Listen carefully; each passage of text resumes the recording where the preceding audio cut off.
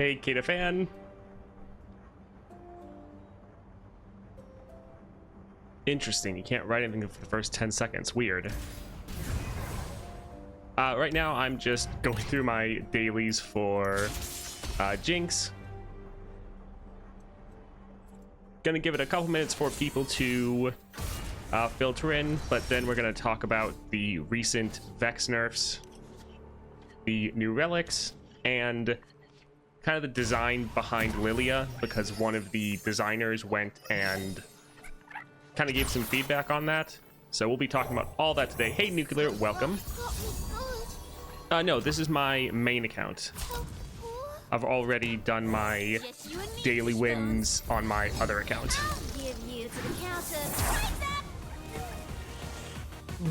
But yeah, I still have to do all my dailies to get all my wild fragments and whatnot. I'm gonna almost be at the 200 cap when the next one comes out.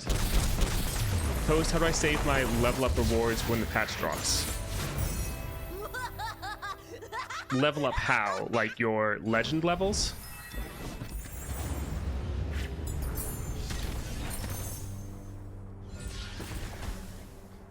So you can normally keep them in your little inbox in the top. If you don't click on the chest, it won't necessarily open.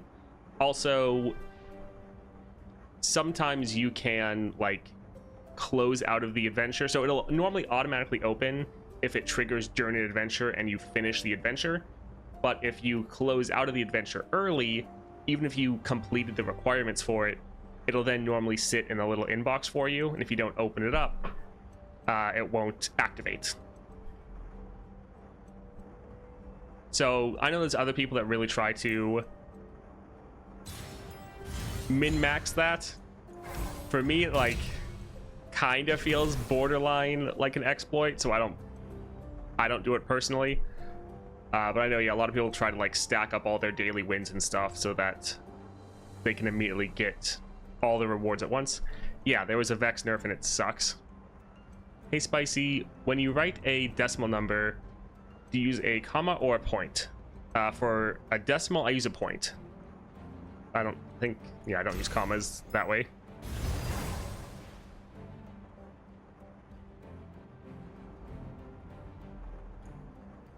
Well, it's when you write a decimal. So a comma would be if I was writing like 1,000, I'd do like 1,000.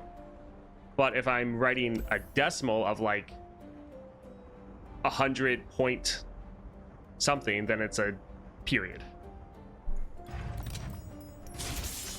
That's how I've always done it.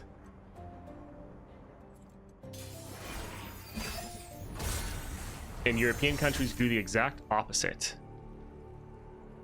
Weird. I mean, you guys also drive on the wrong side of the road, so can't put anything past you.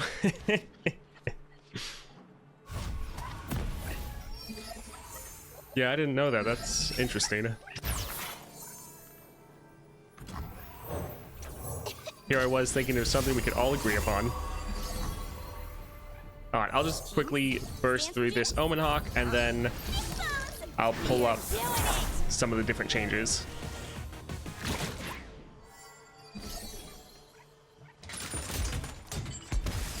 Weird.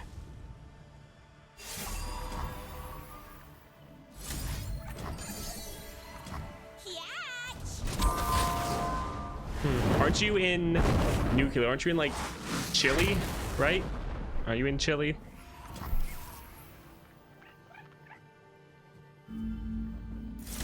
Yes, okay. Yeah, I know a lot of people, and I used to live in Venezuela, but I was too young to really know about where do we put the decimal point or not. Insert Uno meme. Don't ruin your last expansion or draw 25. Oof.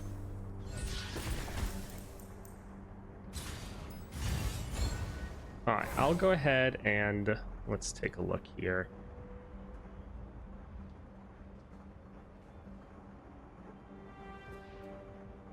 Let's start off with some good news. All right, so also gonna be spoilers, so hopefully you're all aware of that, of what's coming out tomorrow, at least some of what is coming out. We got some new relics. So up first, Dreams of Yordles, so Spirit and Impact. Seems like a decent common relic, and could be good for someone, maybe for someone like Elise, because you can give this all to your spiderlings then. So it's a nice common relic, like it is common, so probably not going to use it that often, but it's nice. I think could be really good for Elise, but other than that, it'll just be something fun to throw on some of your lower level champions potentially. Next up, we have Utmost Despair. So play Grant Enemies Gloom. So obviously really good for Vex.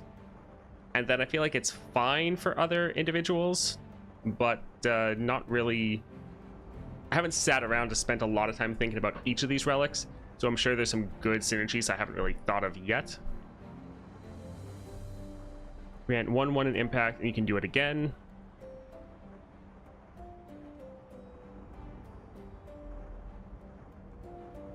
Every time you attack, you grant another stack for spiderlings with Spirit and Impact, I mean.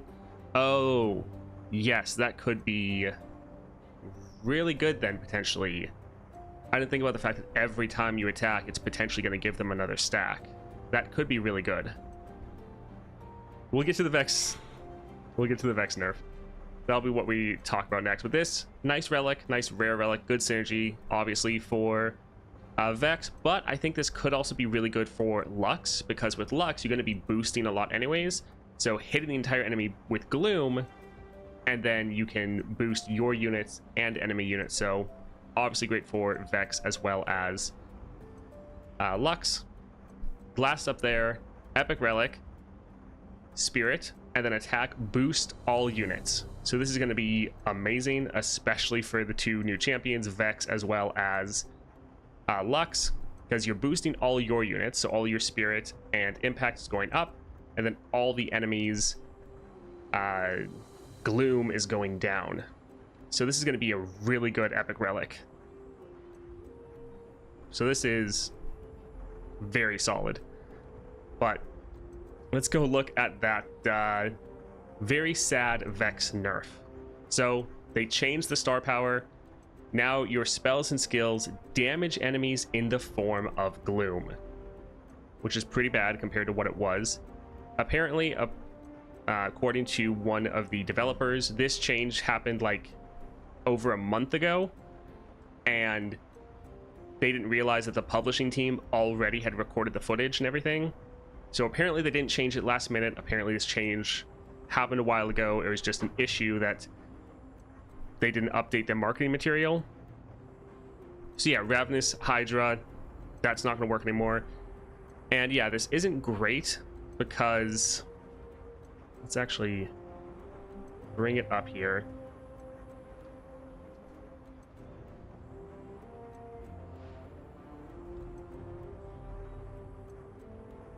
I'm just pulling up the starting deck. All right, so here is the starting deck for Vex. The only spell or skill you have that deals damage is Pie Toss. So essentially, this star power isn't really going to do anything for you with your starting deck. Pretty much, like you have one ability, you have Pie Toss, and that is it.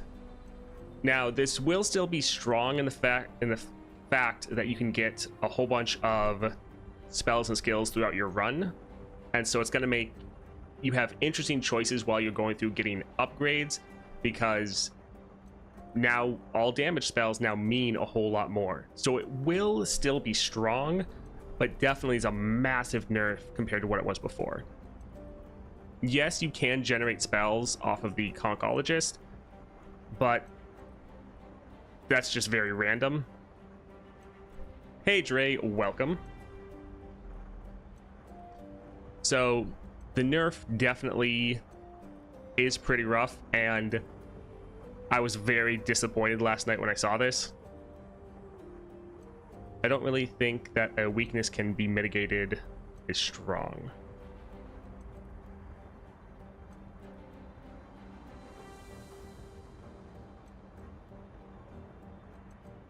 Yeah, so it's not great, especially because you just don't have a deck built around this.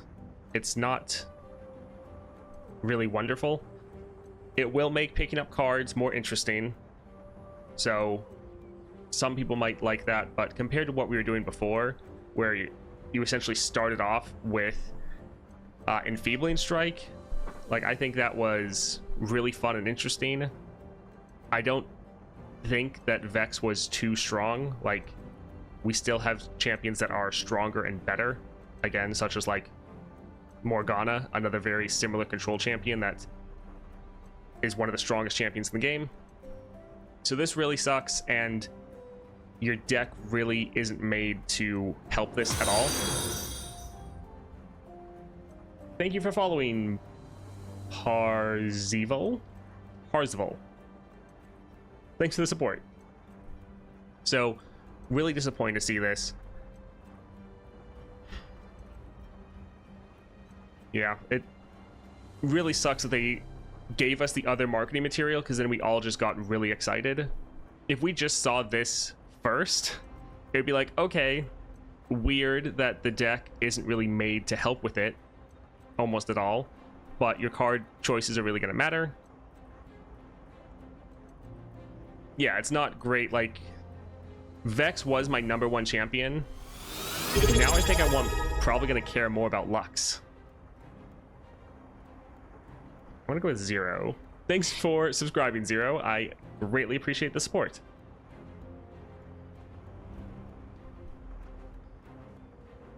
Yeah,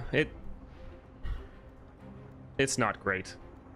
But let's also go over the starting deck. So someone made a post on Reddit pretty much saying that Lilia's starting deck is really disappointing. And a lot of what they brought up is things that pretty much we've all been talking about, with Green Glade Lookout making really no sense. And then some other ones like Keeper of the Masks and Coastal Defender, while they make sense and fit for the playstyle, they're kind of old, boring cards, or cards that we've seen in other decks. And it's just like, we're sick of seeing these cards. Hey, congrats, Marks. What epic relic did you get?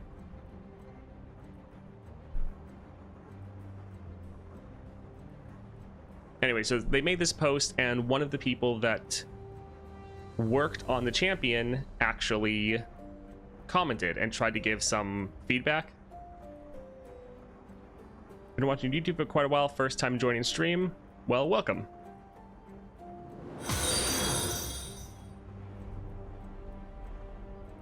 I'm just gonna go with Yi. Thank you for following, Yi. I appreciate the support. Oh goodness, some of your names. I have no idea how to go about that.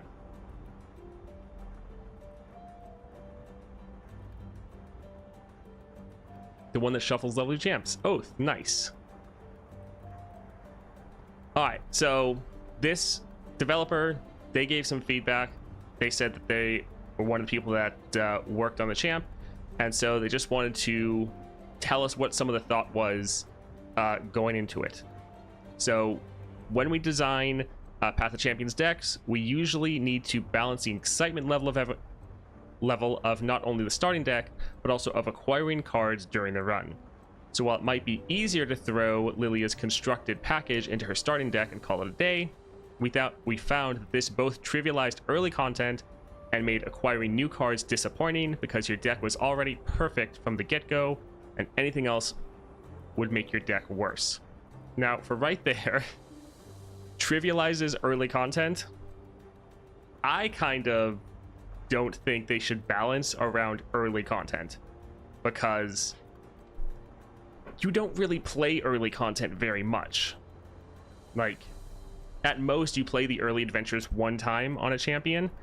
You're spending all of your time, I think the vast majority of players, doing Lysandra, doing Aurelion Sol, maybe Galio, and then like the monthly challenges. So we're all mostly playing the late game. So balancing around the early game, I don't think matters, personally. So if someone is too strong in the early game, who cares, is my opinion. I don't think that should really be something they're really focusing on. Doesn't matter, in my opinion. And then also, I understand not making a deck perfect, and that's why with some of the other decks, like Lux or Vex, they have a couple cards in there that I don't think are really great, but it's kind of different having like one or two cards just like, well, this could be better, and then having someone like Lilia where like 5 of your cards are old cards or cards in other unit starting decks where like the majority of your deck doesn't really work. Like, I think it's still gonna have synergies and play fine with Lilia, but the fact that they're still reusing cards is like the main issue in my opinion, especially if they're reusing that many cards. This is what I understood. Early encounter in each adventure.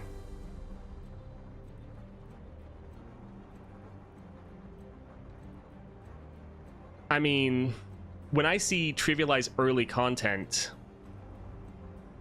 I think like level 1 or like 1-star adventures and below. That's more of what I read.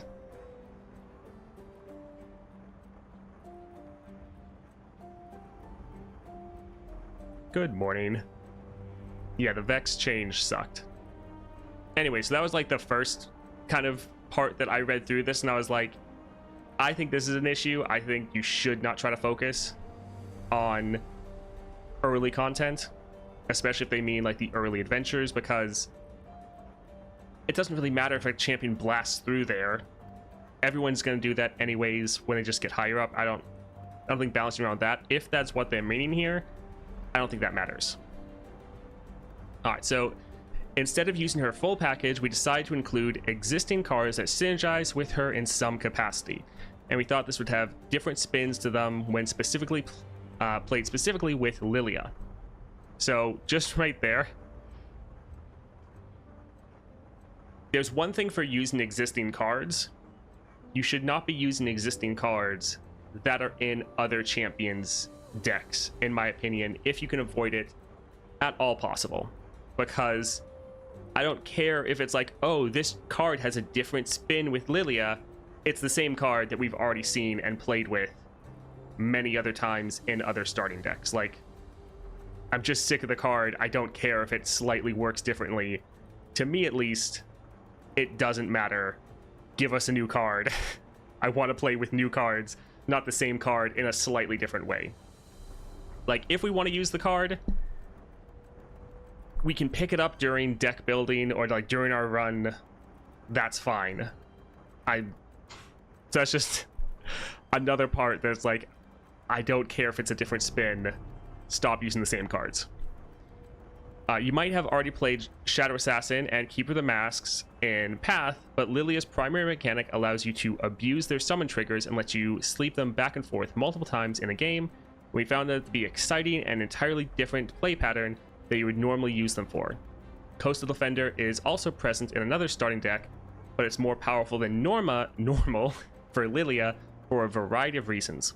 One of them, for example, is you can sleep your units when your opponent has the attack token, and they will return when you have the attack token, immediately triggering the attack boost several times in a turn. So this is kind of the same thing of like, I understand the synergies that these cards have. Hello, Shambles. I understand the synergies, and I'm not saying that these are bad cards in the fact that they're not going to work and that the deck is bad overall in how it's going to play. Because there's obviously some really good synergies there, especially with Shadow Assassin, and Coastal Defender will be pretty solid. But for me, it doesn't matter if these are the best possible cards in the deck, which, I mean, they're not, because you already said you don't want to make a perfect deck. But let's just say that these are like the best possible things you put in the starting deck. To me, it doesn't really matter, because we've already seen it so many times before. Now, if these were like the only card that was a reused card in the deck, so if everything else was different but we had Coastal Defender, it'd be like, okay, not great, but it is what it is, it's fine. But the fact that that's the majority of the deck, it just, that really becomes the issue in my opinion. So like, I understand where they're coming from. I just think that that's not how most of the community, or at least that's not how I like, and I don't think most of the community likes it either. I think most of us are sick of the fact that they keep reusing units. I think there's so many cool cards in the game. Let us use some of the cool cards in the game. I hope with the increased focus on Path of Champions, they can get the resources to do more testing with different cards and introduce more variety to starting decks. That would be nice. Alright, let's keep on reading. Our hope is that even though you're using cards you might have used before, they play out in a different way that feels like playing Lilia and what Lilia is about. We can then preserve some of her constructed package for you to find during your runs, and still have the excitement of upgrading your deck as you go. As for why these specifically pre-existing cards and not others, it's mostly that these were the simplest cards that accomplished what we wanted. I think right there, like, it doesn't matter if this is the simplest card. We're kind of sick of using the simple cards, I think. I think most of us want to try to use something different and play it out differently. I don't care if it's the simplest card, that's kind of part of the problem.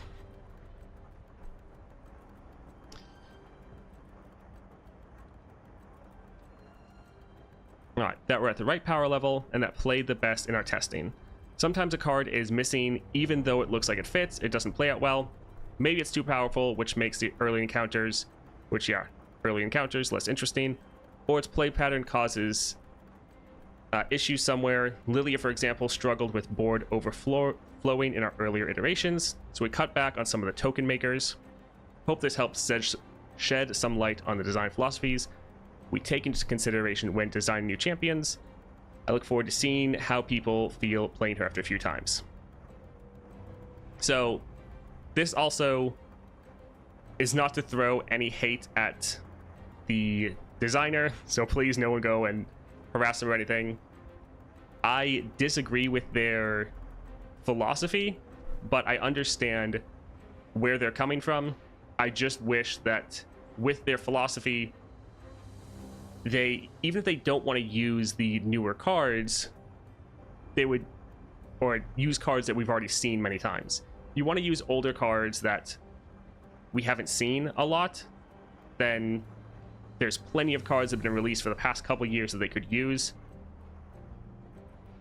I just really wish they used some cards that weren't already in other people's decks.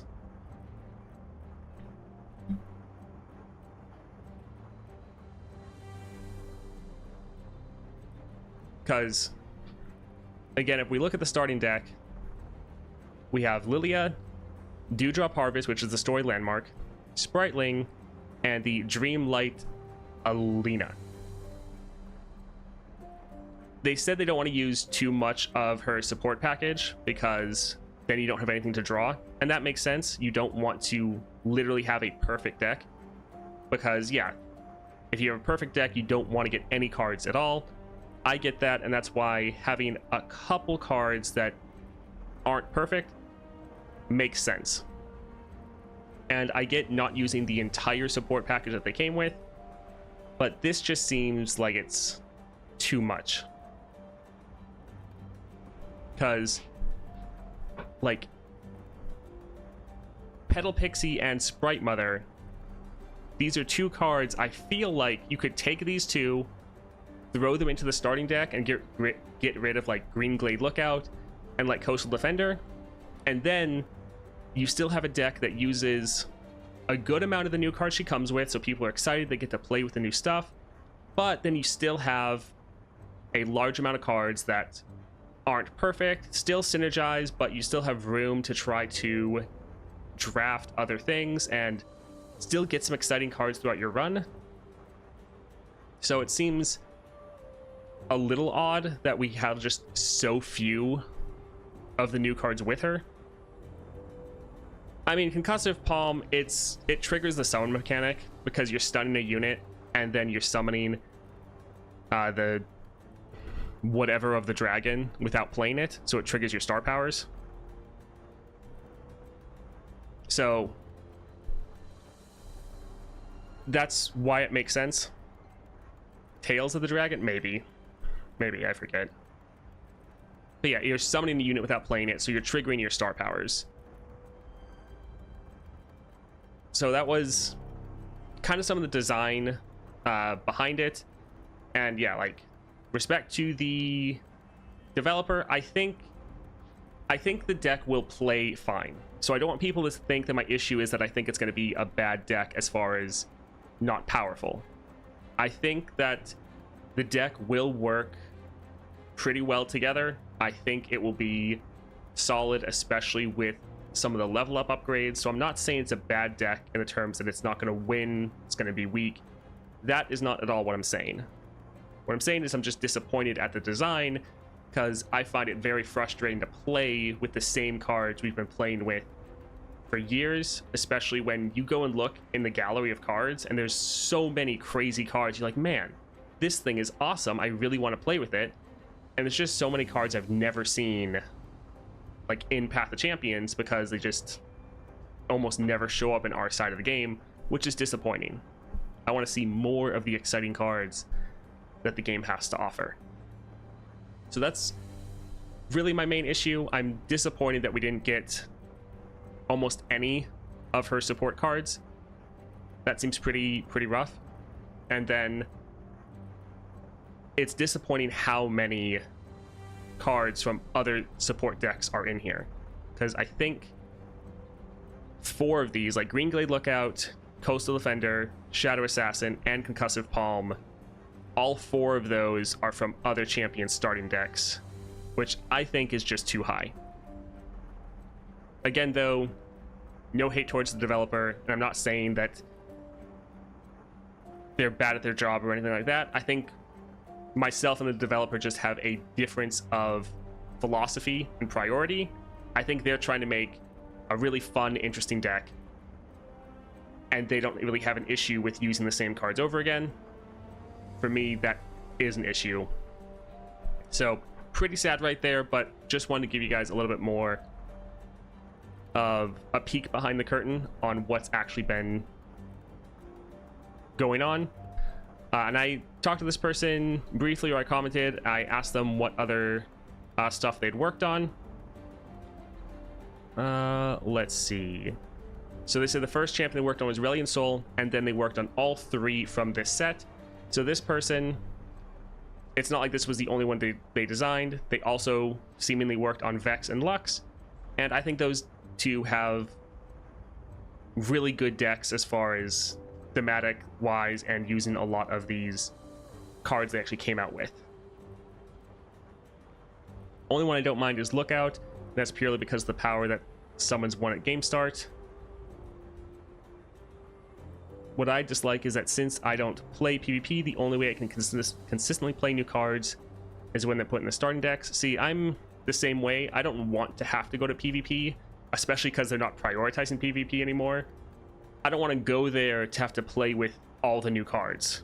Because like every patch, I see all these cards, I'm like, man, these look awesome. And then for a lot of them, I almost never see them. And so that's kind of sad to me.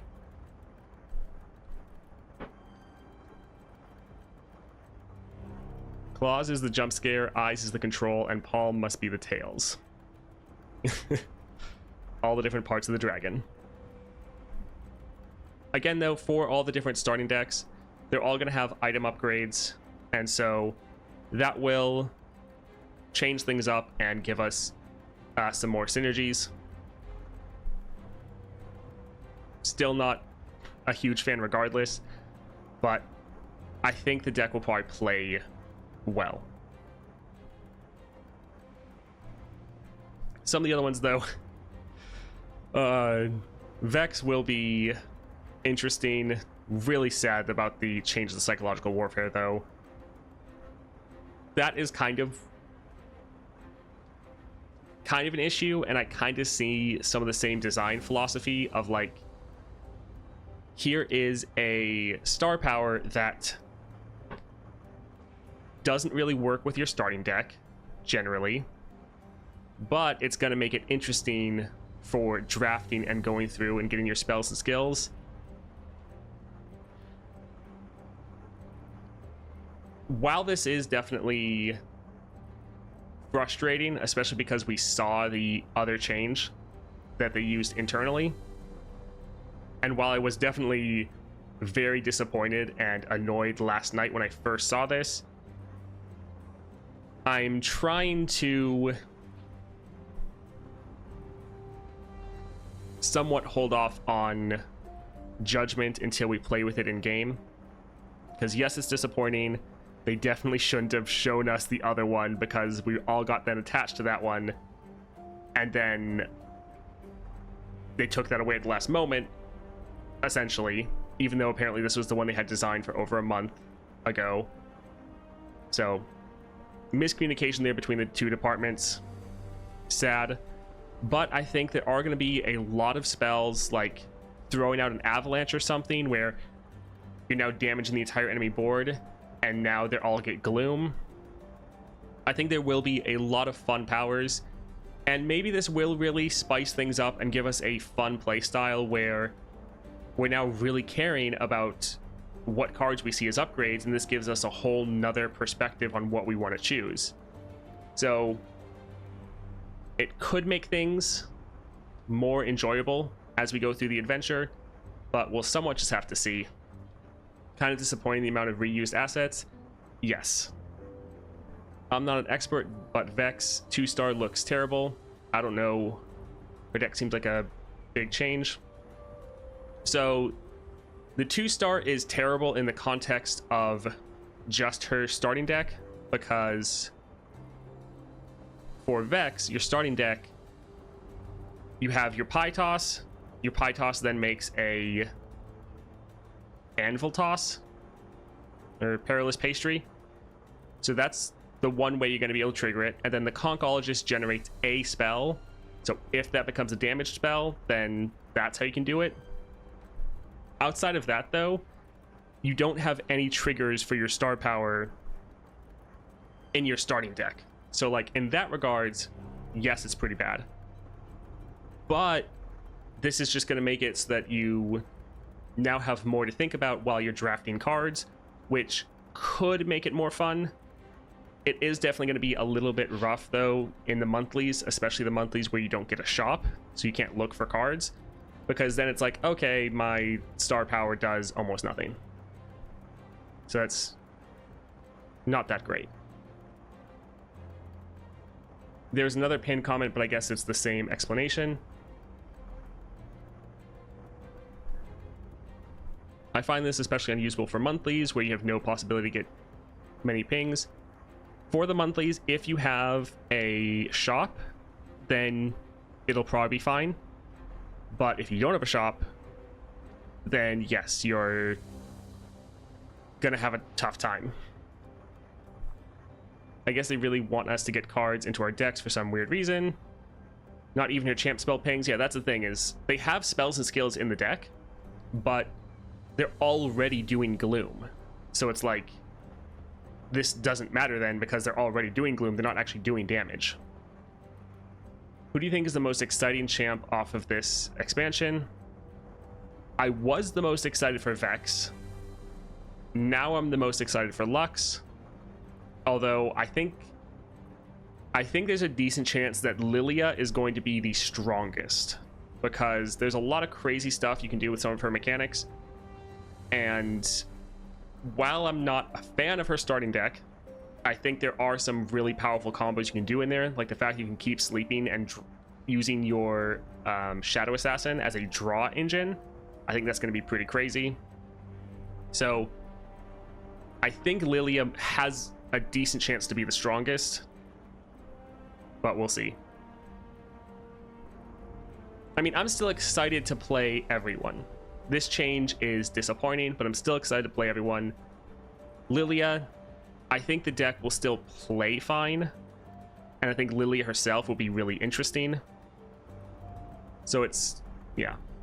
Also, these epic relic, or this epic relic, I kind of hadn't considered it, but someone was like, oh, it's going to be another pay-to-win relic, and I was like, oh man, I hope so.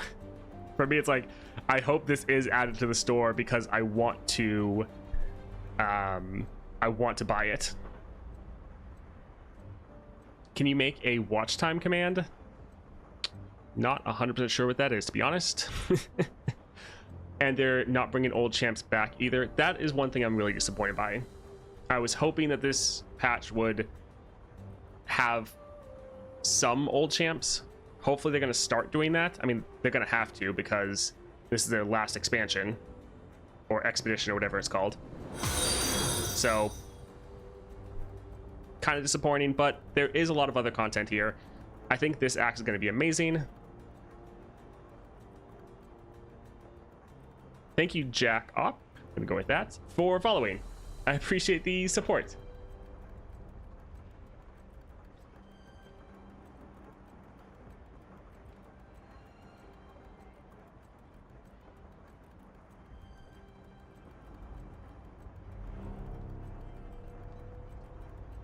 It just tells how much your account has spent watching your streams. I'll try to look into that. I haven't really thought about that before. So at least they're adding some new relics. I think this could be pretty fun. Little sad, some of the changes we've gotten, but it is nice that at least the developers have been talking to people. Like, even though I have a kind of a difference of opinion with this developer, great that he's actually explained the thought process behind it, telling people why they did certain things, what they actually did test, and actually responding back to people. So that is really nice. Nice that we're getting relics in addition to the new champions, especially relics that actually work with the champions. And this just makes me happy that I delayed the tier list because some of these relics could really change things up. Now, they're obviously more tuned to the new champions, but they still might shake up some of the rankings. There's an uptime for stream uptime. Useless. There's followage as well. You guessed it, and watch time.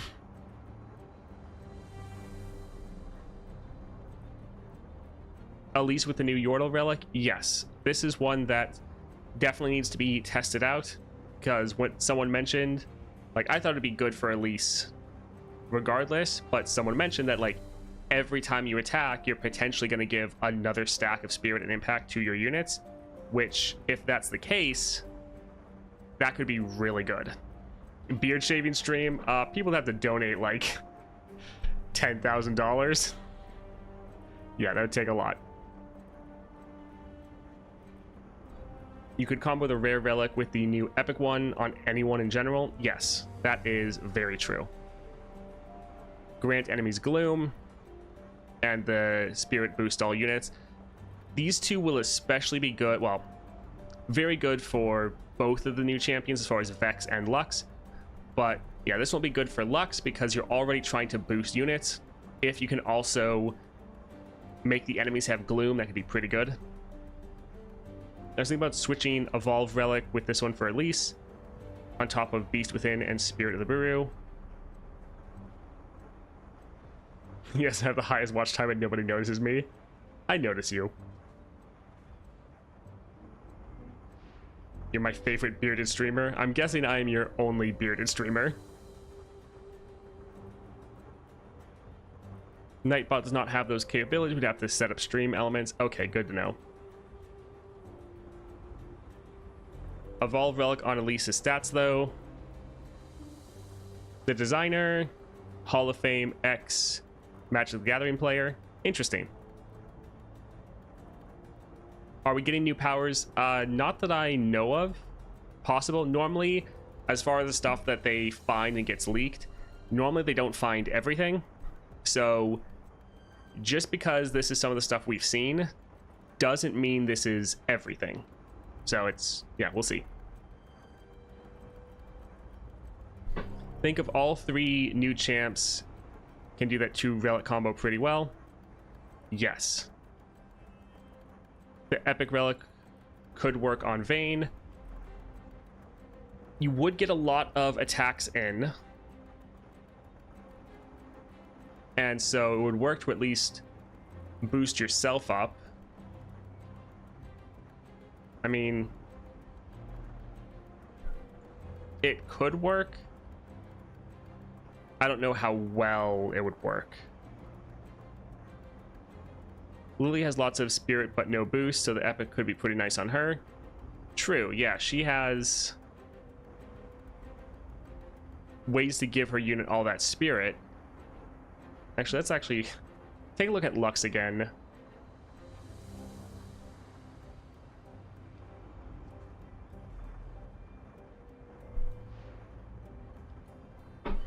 Alright, so for Lux, yeah, when an ally is targeted or supported, granted spirit and impact. Yeah, boosting up all your units' spirit and impact is going to be pretty nuts with this relic, because you're then hitting your whole board essentially with 1/1 and impact every single attack.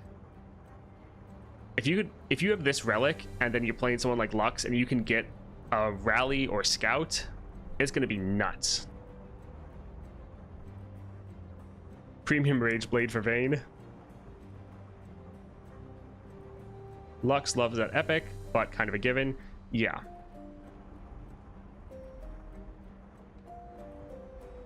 So I was actually really excited when I saw this. This will be a very fun epic relic. However, it's very much tuned to the 3 new champions, and that's kind of niche outside of that. Gnar boost times 2 as well. True, Gnar could use this to help, because this would help you give your Gnar scaling and help boost all of your units' impact. So it could also be pretty solid for Gnar as well.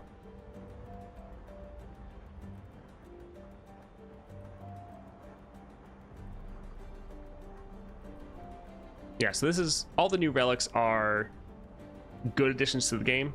So I'm glad they're doing that and not just adding the new champions. Also, we don't know what's happening as far as the quest.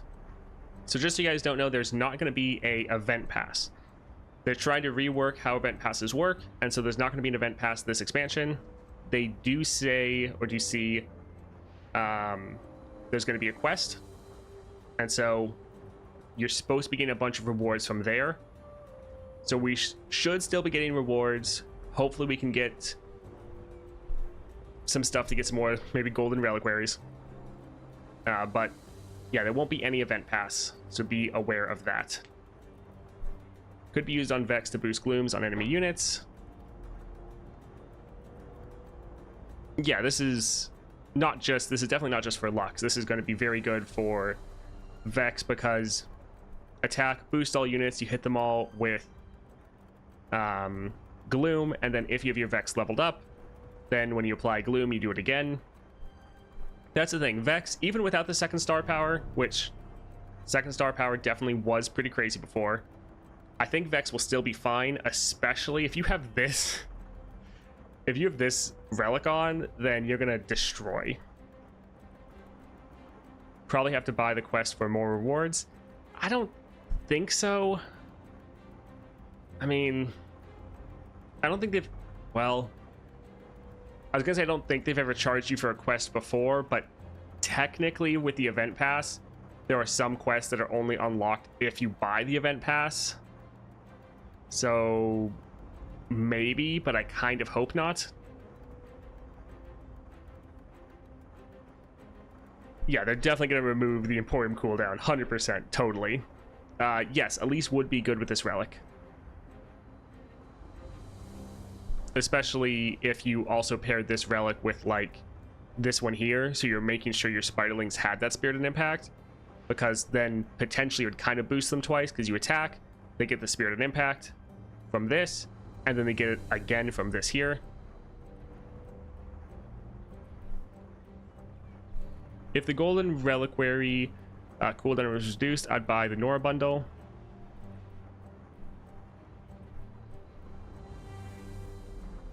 We'll get another pay to win relic as well, probably.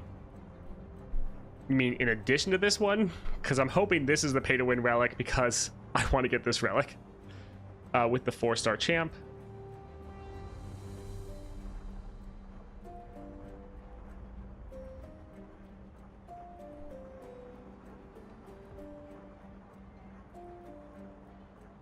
What's your opinion on communism?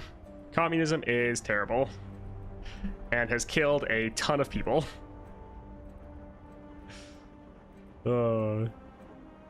Not a fan.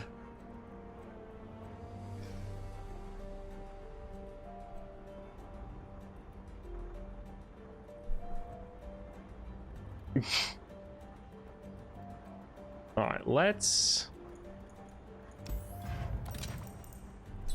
that's actually pointless. Let's go here. No social credit score. I mean, yeah, you can do weird questions if you want. Communism is a trap. Real communism has never been tried, though. Lies. Let's go here. Do you think the LeAndre adventure needs some adjustment? I'm on it. Wow, did you see that? It depends on what they're going for. So right now it's functioning as if they just want a really tough challenge that is also blatantly unfair sometimes. If that's what they want, then they have that. So it's good for some people and depending on what you want. Now, if you want a fun, repeatable adventure that's tough but still rewarding, then yes, LeAndre needs to be changed, because Aurelian Soul fits much more in that category where it's still difficult, you have to play well, but if you play well, you're normally not going to hit a point where it's like you lost for no fault other than your own. Like, there are some, like, infamously Duplicate Z. If the enemy is Duplicate Z, depending on what your build is, there's nothing you can do. Now, you can still beat Duplicate Z if you have the right setup, but at that point in the adventure, it's not like you can't see it coming, so you can't prepare for it, and so you might just be on a deck that there's nothing you can do and you lose. That is bad, and I'm glad that doesn't happen very often in Aurelian Soul. It happens all the time though in LeAndre, but some people probably like that. Some people probably like the fact that it's like really hard, difficult, and yeah, unfair. So do I think it needs to be changed? Not necessarily. Right now though, it really just depends on what they want it to be, because right now almost no one plays it. Like, people get in there, they try to get their 5 wins, and then they never touch it again. And I would probably more or less be in that same boat if I didn't have to make content on it. So if they want it to be something people play a lot and not just something they get in, get the rewards, and leave, then yes, they should change it. But that's a bit different than saying like, oh yes, it has to be changed. It just depends on how they want it to function. So I know I personally don't find it overly fun. I know a lot of other people are in the same boat, but it was rewarding. You got a lot of rewards from doing it. You got an epic relic. If that's all they want it to be a really tough challenge, then they succeeded. LeAndre is not meant to be farmed grinded for XP, so no need to nerf it. Yeah, that'd be fine. I mean, with Constellations on the horizon, they won't change LeAndre. Champs gain stronger with Constellations. Yes, I think we've had 2 devs kind of say 2 different things. We had one dev that was like, oh, we didn't make LeAndre with Constellations in mind. And then another dev that I know worked on it was like, oh yes, we made it so that it would still be a challenge for people with Constellations. So we've had kind of mixed messaging on that regard, but I think it probably was made with Constellations in mind.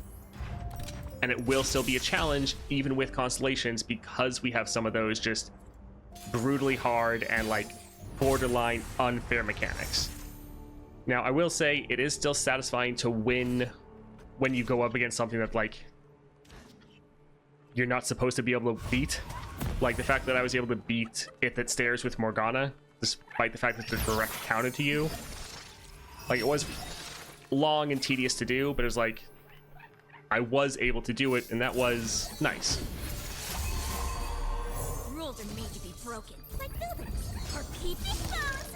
We're doing it! It's not fun to play though. I enjoy playing against Asol. I don't enjoy playing against Lysandra. But yeah, that's the same. A lot of people are in that same boat, and even myself, if I wanted to play something for fun, it's not normally going to be Lysandra.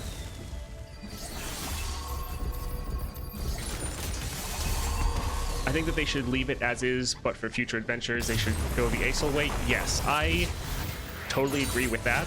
I think they definitely shouldn't. They shouldn't try to make anything harder than Lysandra. Hey, just trolling. Thanks for subscribing. Greatly appreciate that support. So yeah, I don't think trying to make stuff harder than Lysandra should be the goal. They shouldn't try to keep making stuff tougher. Just make something that's fun and challenging but rewarding. I think Asol, that should be more of the metric they try to follow, not Lysandra, in my opinion, because Aurelion Sol is still fun to keep playing and going against. Lysandra really isn't, unfortunately.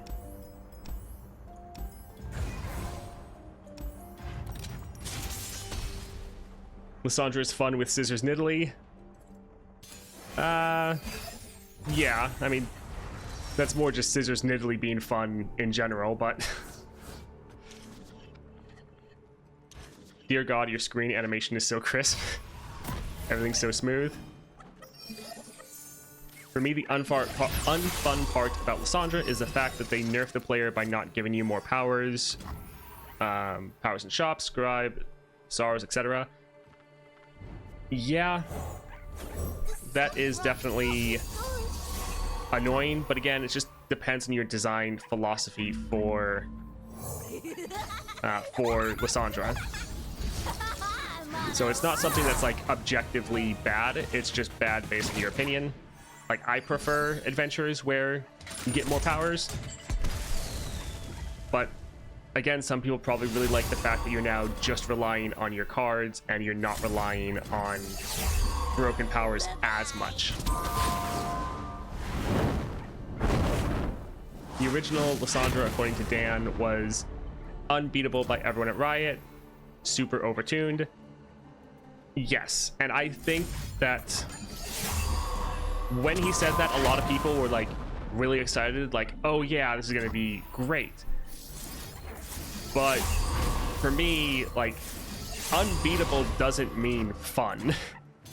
So while initially that can be exciting of like, oh wow, it's so hard, like, if you think about that realistically, it's like, do I actually want to play something I can't beat? Especially something I continue to not be able to beat? Like, that's just frustrating.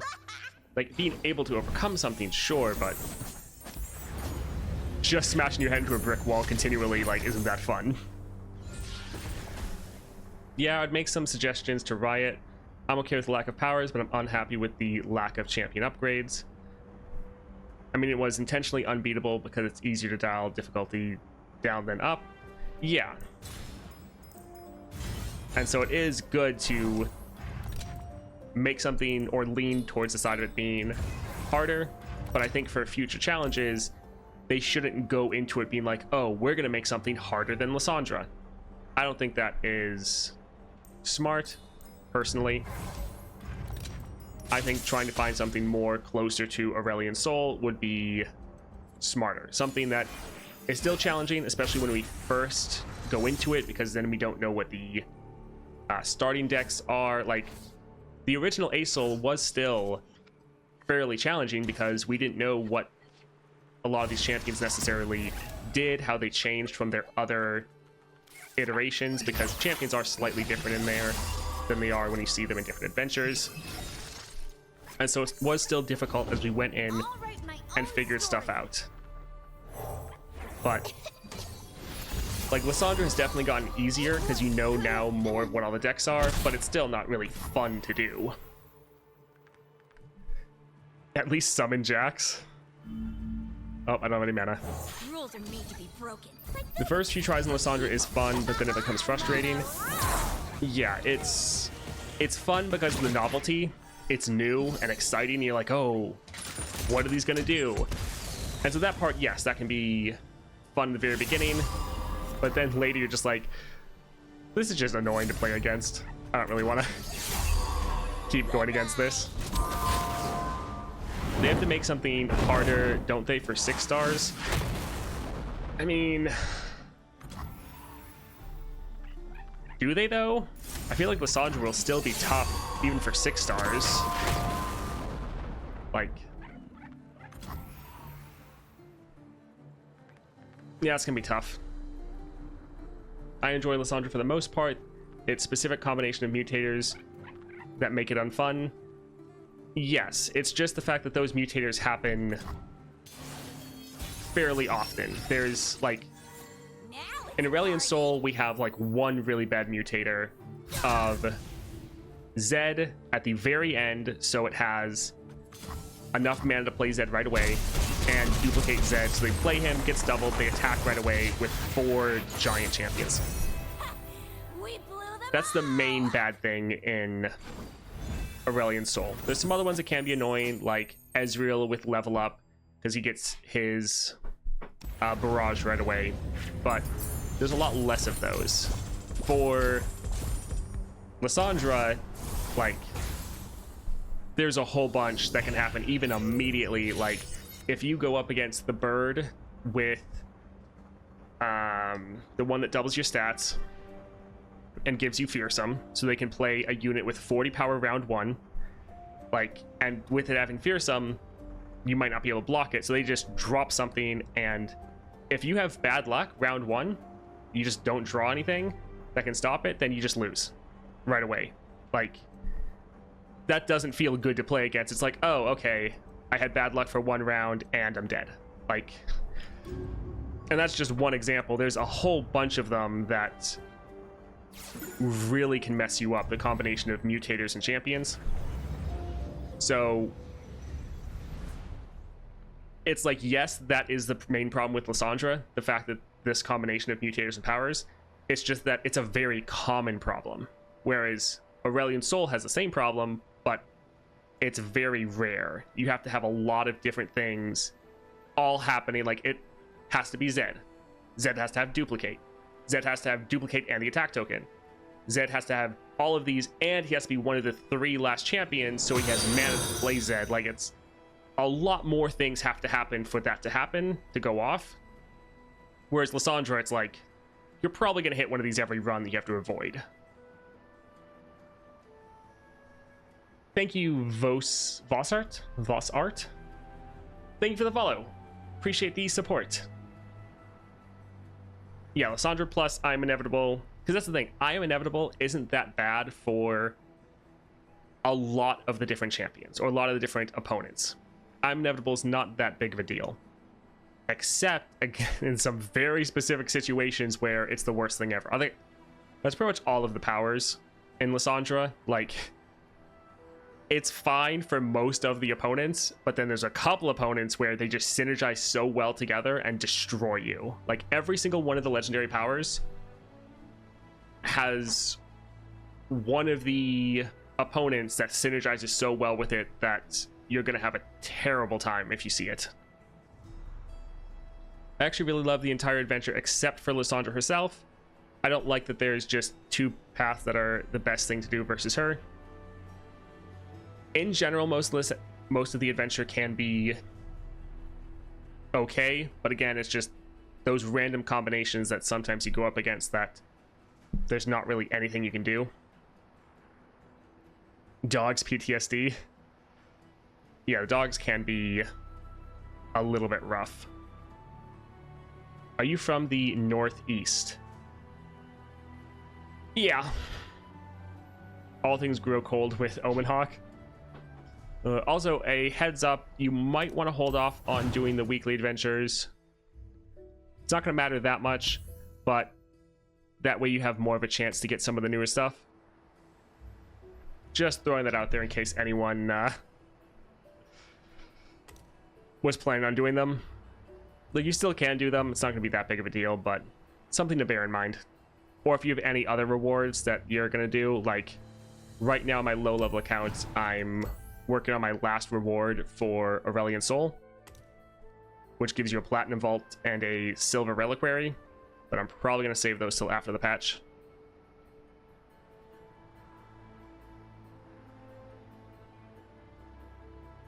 Did the 3-star and 2-star and 1-star for tomorrow. Yeah. Will be interesting to test out all of the new champions.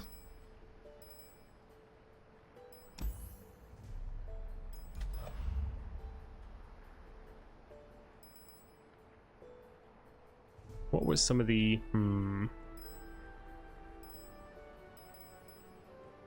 Oh, right. Thresh. Let's see. Yeah, sure.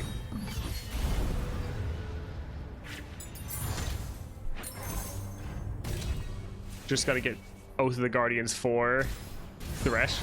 Did we get official confirmation on pay to win bundles by chance? I did not see that yet. I'm kind of hoping that there's something that we can get, especially since there's no event pass, but I have not seen any confirmation from any of the developers, just people speculating. So as far as I'm aware, no, there's no official confirmations. That being said, I do recommend, like, if you enjoy the game, definitely consider supporting it, because if we don't, the game will die.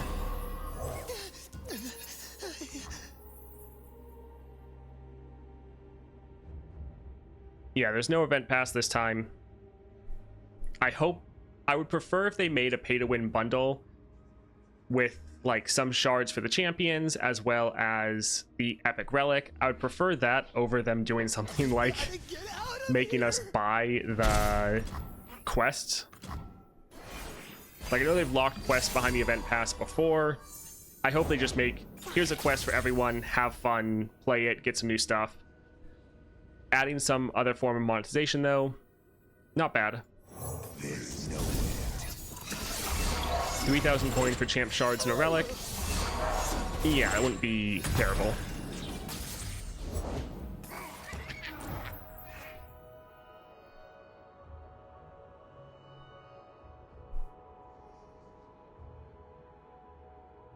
What are you saying, Paracutis? That there will be quests, or they'll be paid to win quests, or quests you have to pay for?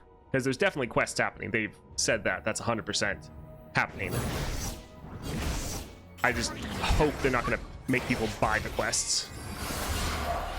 Yeah.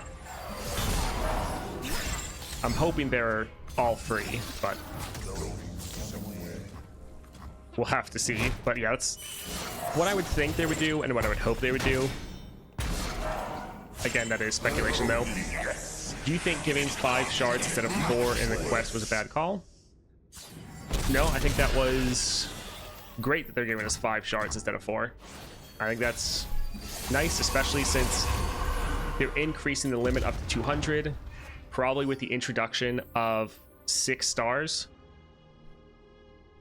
Some of those star powers are going to cost a lot.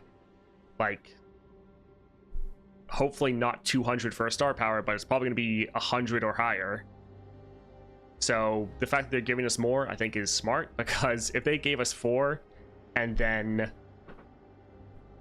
we have to pay like 100 shards for a star power, then that would feel like, it's still gonna feel probably pretty bad, but it'd feel terrible then. We don't have any champions yet. Fun, although, yeah, not quite. I doubt there'll be cosmetic, probably a couple of new champions. Yeah, I assume that the quest is gonna give us like, here's a little bit of Stardust, here's a little bit of champion shards for each of the new champions. That would be what I think they're gonna do.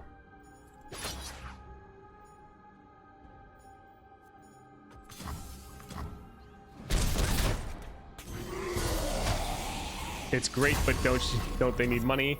I mean, they'll probably add something for us to buy, like buy a bundle that has new champion fragments. I was a hater on the shard increase because I thought it was little, but it does add up pretty fast. Yes, that's what I was saying, is like it's actually pretty solid.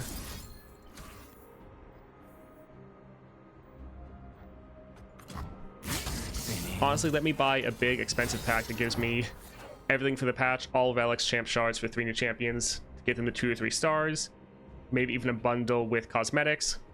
Yeah, they definitely need to add more stuff for us to buy, because we do need to support the game. Like, normally for mobile games, it's really good to not buy anything, but this game is not predatory. It gives you a good experience. It's, in my opinion, worth spending money on if you want to support the game.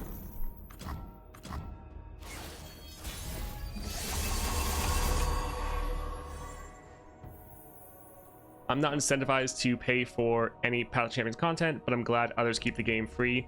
And that's the thing. Not everyone is going to be in a place to spend money, and that is like 100% never spend money you can't afford. Or if you just don't play Path of Champions that much, you don't like it, or you don't think it's worth spending money on, that's fine. But if you're someone that's like playing this every day, having a good time, and you want to keep playing this, and you don't want it to die, then probably worth considering trying to support it.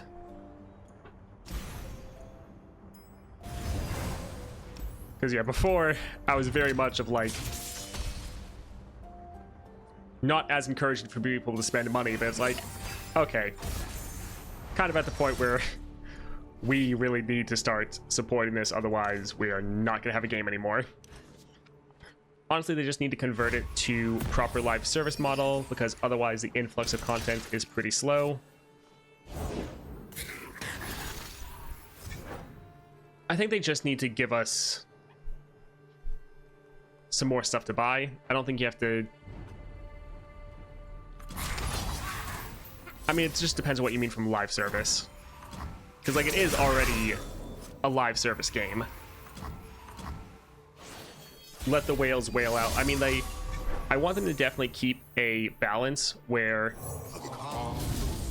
they're not making it so you feel like you need to buy stuff. Because don't want it to be bad where the game feels like, already some people think the game feels too grindy. For me, especially as someone that just made a new account and has been redoing the entire grind, I don't think it's too grindy. That's kind of more personal preference. But you don't want it to feel like, oh, you have to spend money like most mobile games are. But they should give us more ways to spend money on. Imagine if it becomes like Marvel Snap. I mean, yeah, I played Marvel Snap for a little bit, but I didn't play long enough to notice the monetization. I was just like, oh, I had fun playing with the cards I had, but I didn't play very long. Sure, let's drop some. Isn't Marvel Snap really good compared to the rest of the market? I've heard that it's really good. I enjoyed playing it. I did not spend long enough to look at the monetization of it. A good start would allow buying gifts and stuff for friends like they do in League. Yes, that would be good. Also, I feel like you should probably be able to buy... Yeah, they just need to give us more stuff to buy.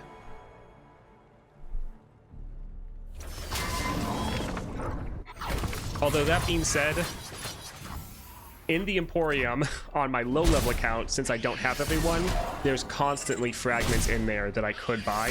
So I think that's actually probably giving them a good amount of income, is just people buying fragments through the Emporium.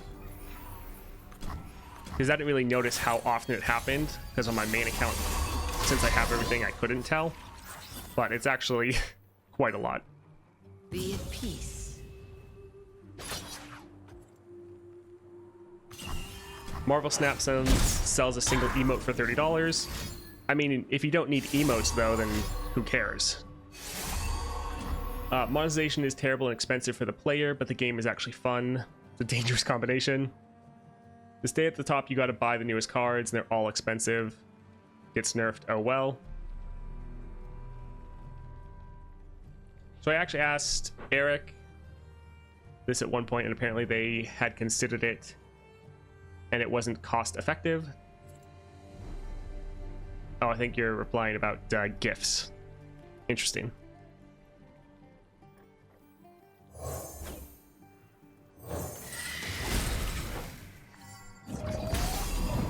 Who cares about pay to win in a single player game, though? Pay to win, if it affects all the players, so it's like they make it pay to win, but because of that they make the game super grindy and terrible, that's when it really matters, because now everyone is suffering for the pay to win. So that's bad. But if the pay to win isn't actually that big of a problem, and they're not like making the rest of the game grindy and forcing you or making you feel like you're forced to buy, then yeah, then it's fine.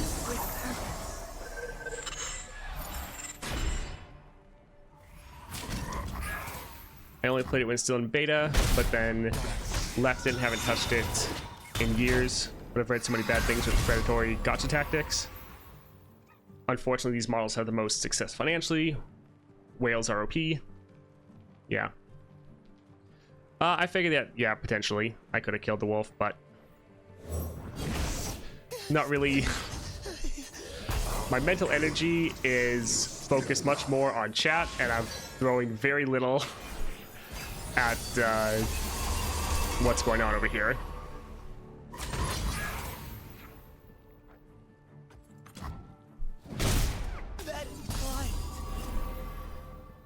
Yeah, I know there's a lot of people that are very knee-jerk in their reaction against well, really any monetization in games, and like that's not a bad feeling to have in most situations, but Can't afford to miss. if a game is free, it has to make money somehow, and often you have to like let the whales pay for everyone else to keep playing for free. And so they just really need to let us buy some stuff so the game can survive. I feel like it's too hard to balance the game between making it pay to win and not grindy.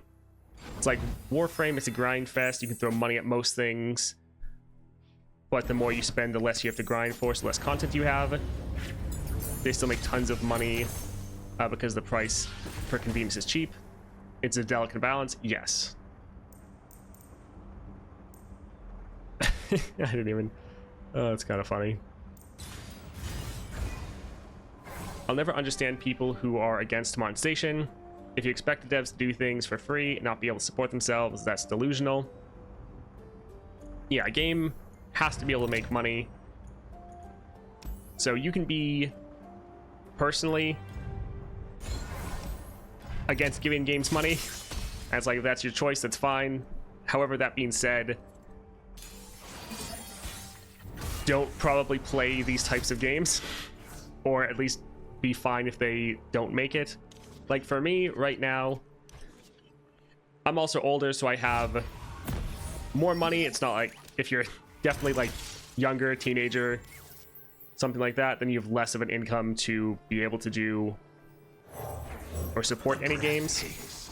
But for me right now, if I'm consistently playing a game, like I'm playing this every month and multiple months back to back, then I'll normally try to have some way of throwing the developers like $10 a month or something like that, because I want to support the game. I want it to succeed.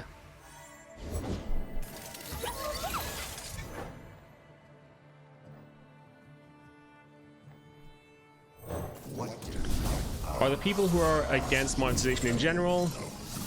When yes, I think people mean live service games that have in-game purchases. I think these people are buying like a full game and that's it.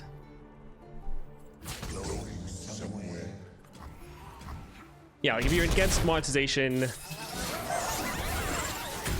I don't know, some people that they're so used to companies taking advantage that they just hate all monetization, even though monetization itself isn't necessarily bad. It's just there's a lot of very scummy games out there that are very bad.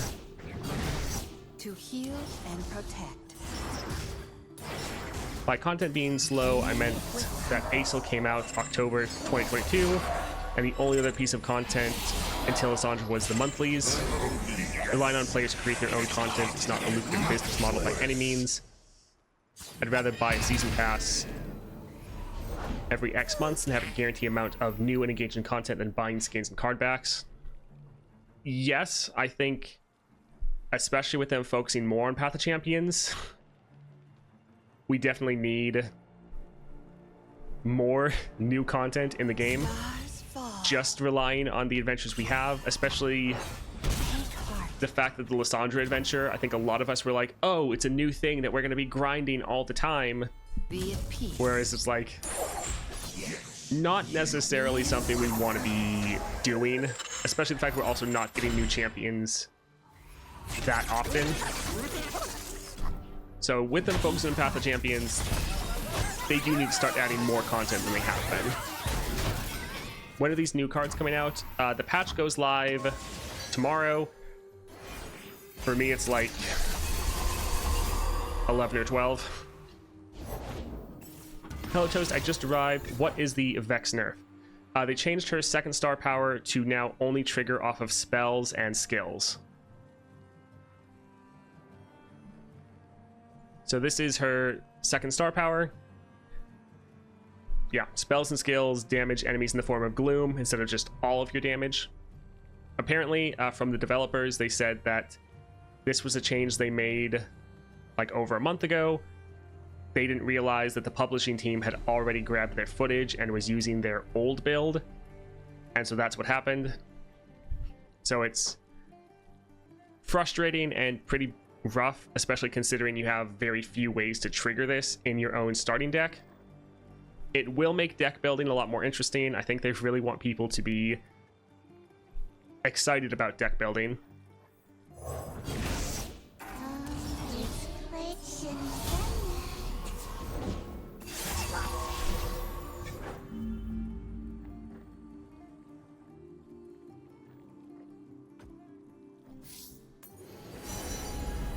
Riot and patch notes mistakes. Yes, Riot does not have the best track record. Where is Vex now between Lux and Lilia?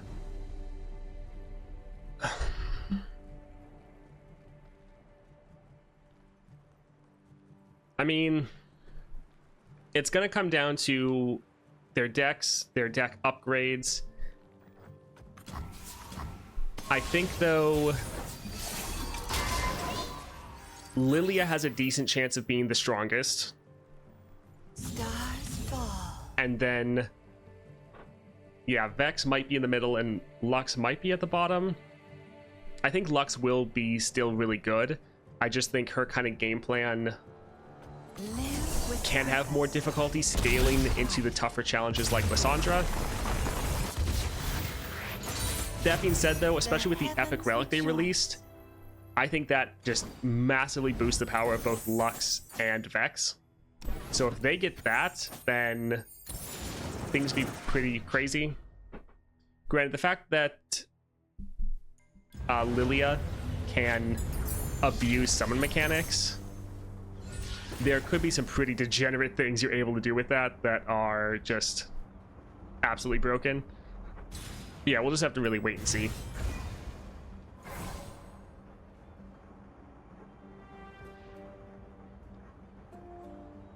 Wow, that's so sad the deck really doesn't fit the star power now and doesn't even work with Stalker. Yeah, that is pretty disappointing. The Stalker's Blade, I think, was going to be... I mean, it's still going to be good because Lilia does have a really good stat line, especially for the cost. Like for a 4 cost, having 5 power and 4 health, that's really good. So Stalkers will still be good in that regard, but not the same because, yeah, before you gain all that gloom off. It was going to be really fun though. A little sad.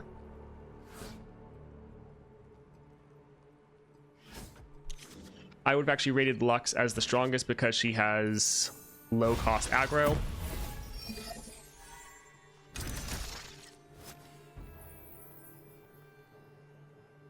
So against, I'm mostly thinking about these champions against Lysandra, and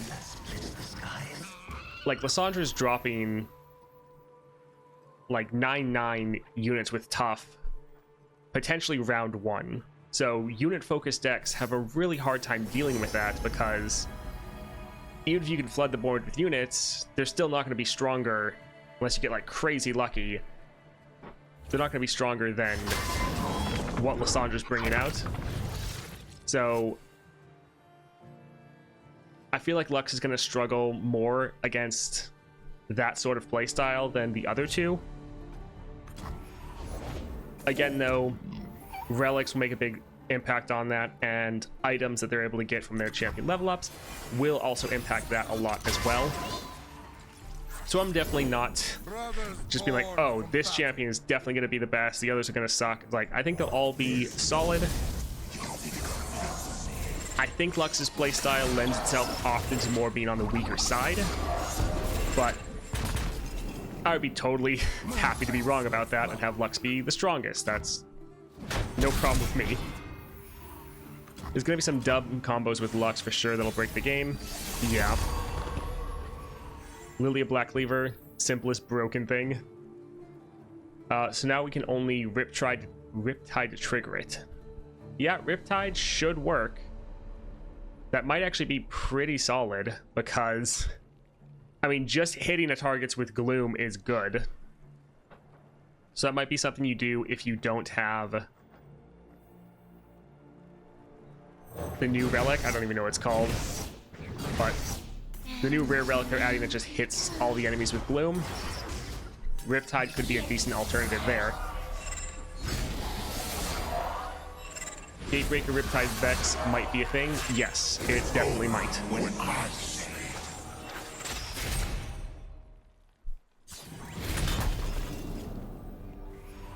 Okay, I'm still rating strength on Acel until we have the recommended star powers. Huh, am I playing Lysandra?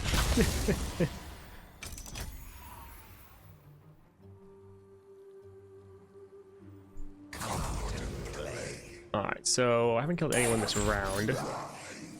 Or have I? Oh, guess I have.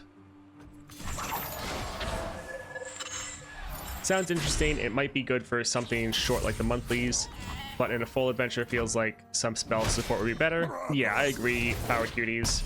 The Gatebreaker Riptide does seem like it has potential, but it's going to be potential that is fairly short. So if you are going through a long adventure like Lysandra, going for something like maybe Grand General's Counterplan, which gives you that extra draw if Glare is your card, could be better.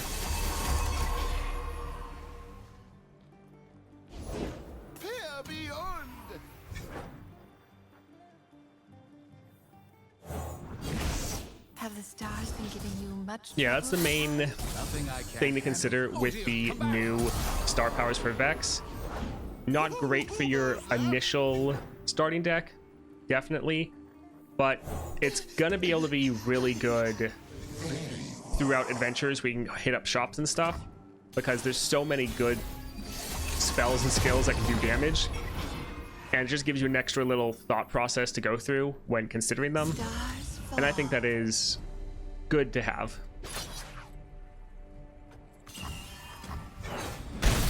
Get him, get him. Pledge to Sejuani's service.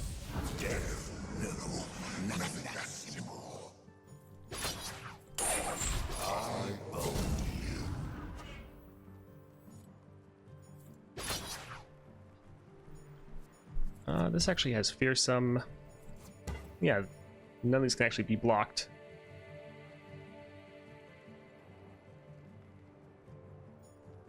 Take heart. Let's not ruffle our feathers. Yeah, not too bad. Something Funsmith mutator baby. Yeah. Although there will still also be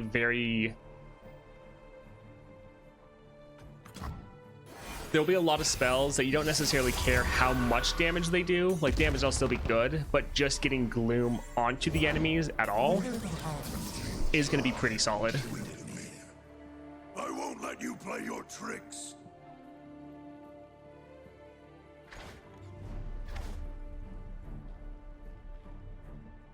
I think I'll just pass. So did they. All right. Be at peace. It will be interesting to see how they do in monthlies. I think Lux will probably be really solid in monthlies because her support package is pretty good. I think it's going to be really good right out the gate. And in monthlies is going to be definitely a lot of modifiers where it doesn't matter as much.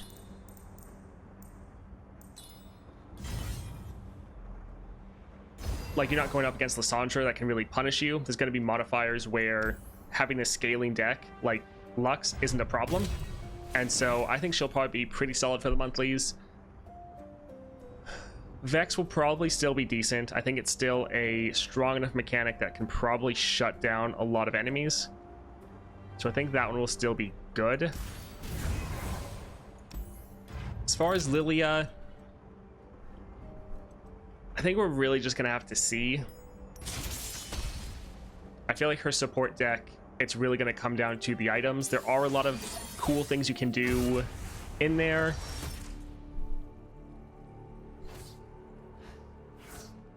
But yeah, I think Lilia will be a little bit more of wait and see. I think it'll probably still be fine, but I don't know if it's actually going to be like top tier. Why are you doing the Thresh adventure?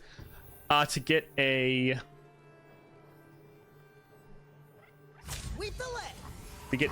item on our Thresh. We have to get a champion. We need to get an epic relic unlocked so we can get Oath of the Guardians on Thresh. I'm trying to test out a build for the tier list. Live with purpose. That's why I'm trying to do the Thresh adventure. But more, I'm just wanting to chat and talk about the upcoming changes and how we think the patch overall is going to be. Yeah, since Vex really just wants to touch everything with Gloom and doesn't really care about the damage, the new rare is probably going to straight up better than Gatebreaker Riptide. Yeah, I think Gatebreaker Riptide will be good in some situations, especially if you don't have the new rare relic. But, like, higher damage, of course, is nice. But in most situations, you just want to make sure the entire enemy board has Gloom. That way, when you're boosting them, they're all getting hit by it. I understand. Focus. Focus.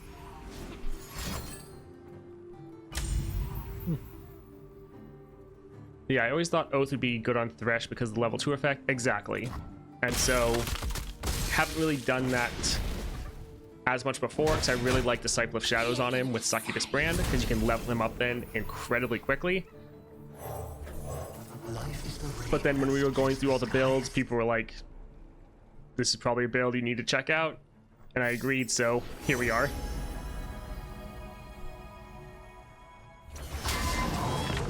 I feel like all three champs are great additions for monthlies as well. They appear to be able to deal with a lot of modifiers. They're just pretty slow gameplay-wise. Can't you go Oath plus Disciple? Yes, that's what we're trying to do. That's why we're unlocking the second one.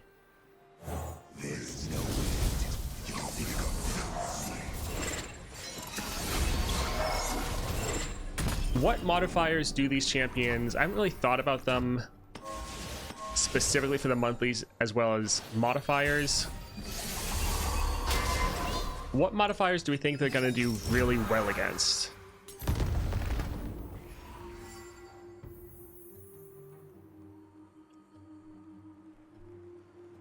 I mean, it wouldn't be the best option, but Lux could potentially be okay into some of the modifiers where you start off with 1 health. It just depends on if you're going against someone that has a lot of removal. Lux would be able to scale herself back up pretty quickly, but if they have a lot of removal, then it's not going to be the best. It might be a kind of similar mindset to kind of Poro King, where you play him and then you scale up all your units back again. For life. But that would probably be more in like some lower challenges. I still have monthlies I saved up and will be testing. Yeah, I have monthlies on my low level account, but I won't be able to test on my You leave me no high level choice. account that actually has stuff to do. Lux, I want to try small stuff, but might be risky. Yeah, that's exactly what I was thinking. She could be solid there. By starlight. How much are their ice shards? Alright, they're doing the full price. We can risk letting her attack. Basically just kindred power, as in set health or power to 1. I want to try Lilia against challenges with round end effects. Yeah, I think she could be interesting, especially because you can kind of You leave me no choice. hide your units. Could be interesting. Take heart. Fly away while you can. Not really. I think once I beat this challenge, I'm actually going to go look through the monthlies and let's look at some modifiers and see what we think the champions will be good against. So that would be interesting to consider.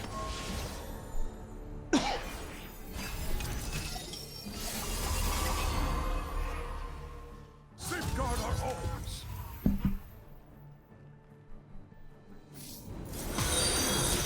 By the power of the stars. Thank you for following, Palpatine.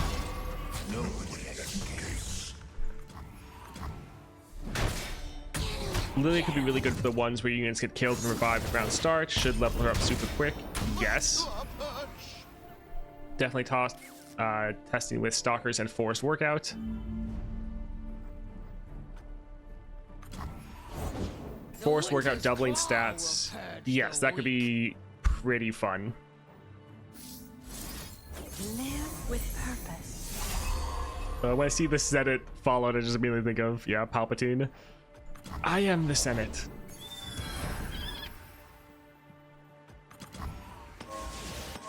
Hello, Spring.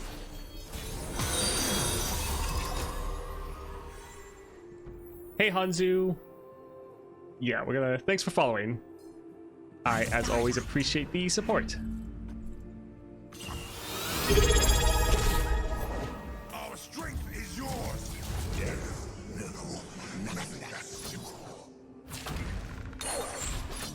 Take heart. Hey, Negatively, thank you for subscribing.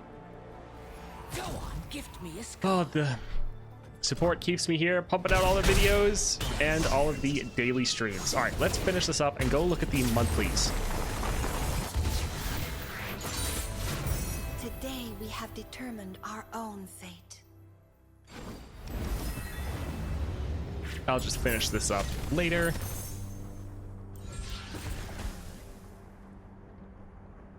Hey, Negative, things are going pretty well. I'm excited for the next patch. The nerf we saw for Vex is disappointing, but I think they'll still be a solid champion. All right, let's go down to the bottom. So let's just look at some modifiers. So unnatural selection, the player's units have evolve. Lux will be okay here because you're already going to get boost, impact, and barrier. So there's 3 that could be okay. Let's rock. The foe summons a rockfall path. Not really anything that's going to be too impactful. Beyond mere flesh. Okay, we won't really have any interactions. Again, if you all, as I'm going through all these modifiers, if you see something I missed, definitely shout it out. I want to really be theory testing what we think some of these champions are going to be good for. All right, 69. Unstoppable Force. Allies have 3/3 overwhelm and can't block. I mean, I think that's really, this one's kind of fine for everyone. You just have to change your mindset and just be super aggressive. Lux and Lilia would definitely be fine here because they have a lot of early champions, so that'd be fine. Or early cards, that is. Yeah, I don't think there's going to be too much. And yeah, these are more of enemy ones. After image of the foe revives and found will copy the strongest dead follower. With Lilia, you're probably going to have a decent time saving a lot of your units because you're going to have the ability to always just like put them to sleep if you have mana. Yeah, you can put them in sleep, save them in a landmark, try to protect them. And then even if the landmark's destroyed, your unit, while it's gone, it technically won't count as being killed, I don't think, because it's technically the landmark that got destroyed. So you do have ways to try to avoid your units dying, at least. Granted, this one's copying their own units as well, so it doesn't matter as much. 68, round end, kill all damaged units. This is one you can try to avoid with Lilia. You can landmark a unit so you can avoid the round end effect. So if you have a damaged unit, you can save them in a landmark. So that'll be a decent synergy. With Lux, you can try to barrier your units so they don't take damage. Definitely not like optimal choices here, but I'm just trying to think of any ways that they can really function. Vicious enemy calling for aid. Again, nothing really too impactful, or that'd be specific to the champions. All right, 67. I guess we also should maybe think about the champions as well. Who would they necessarily counter? But 67, Aurelia. It would be nice hitting Aurelia with a bunch of gloom so you could just block her and kill her. Because if you can't kill her immediately, sometimes she does kind of scale out of control. Repetition. When any player plays a spell, they copy it with the same targets. I always use Jack against the kill all damaged units. Yeah, same. I normally pick Jax or Misfortune there. I think they generally work better, but just trying to find any way that these champions might have some synergies with these modifiers. So I think there's some things you can do there, but there's definitely better choices. Repetition will probably actually be pretty good for Vex if you can get lucky and get some decent spells. Because yes, you can then give everyone gloom, but you don't have that many spells in your own deck, so it's like a little rough. Yes, Nami works here, but we're just trying to think of the 3 new champions and how any of them might work. There's plenty of other champions that are like better options for some of these modifiers. Sovereign's Domination. Again, trying to protect your own units with your barriers or sleeps. 66. All cards cost 2 less. So that would probably be pretty solid for both Lux as well as Lilia, because you have pretty cheap cards. You can play pretty much all of them, or the vast majority, round 1. Let's actually take a look again at Vex's starting deck. So we have some cheaper cards. So yeah, still most cards are pretty cheap, but a couple more expensive ones. Yeah, with Lilia, fairly similar. Payload Vex for natural magic.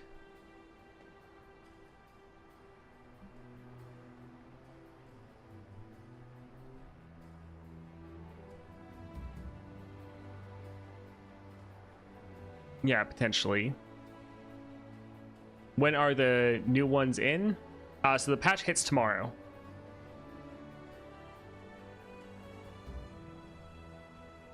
Yeah, Payload Vex will be an interesting one. Because making all those pow-pows in hand and then, yeah, being able to hit enemy units, especially with the cost reduction, that could be a pretty good combo. Vicious enemy, mana flow, hemorrhage.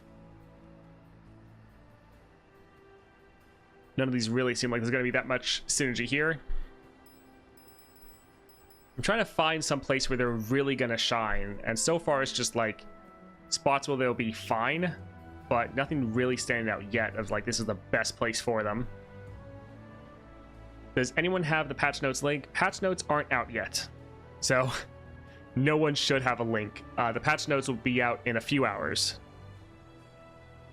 and I will immediately be making a video on them and posting it later tonight. But yeah, we don't have patch notes yet. Actually, we might not even have patch notes. They might put it on Reddit again, because right, patch notes, yeah, not the best combination. All right, 64 arcane missions. All players start with 3 spell mana.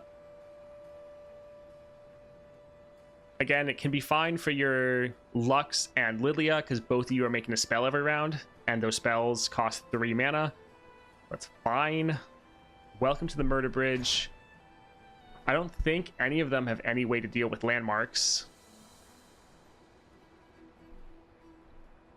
Come on, show me something that's gonna make me want to play the champions into the monthlies. Kill all units except each player's strongest. I guess with this one, you could really cheese this with Lilia. Like, this is gonna be terrible for